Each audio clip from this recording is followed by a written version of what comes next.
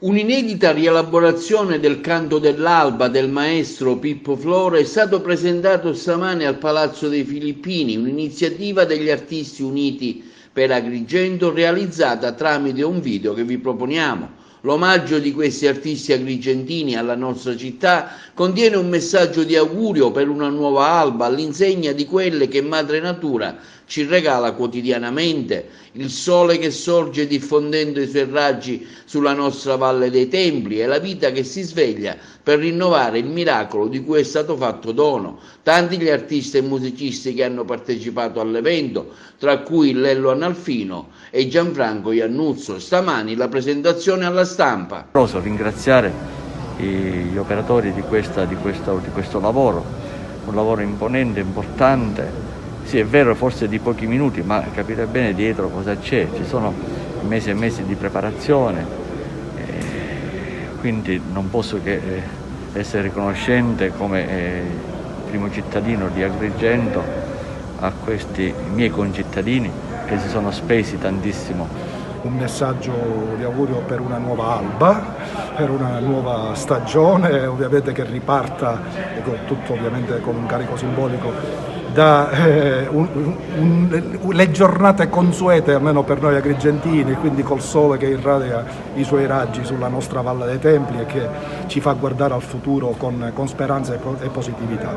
E tutto questo abbiamo inteso farlo attraverso una rielaborazione di un canto che è famosissimo, che tutti gli agrigentini conoscono, di un illustre artista agrigentino che è il maestro Pippo Flora ed è il suo Canto dell'Alba.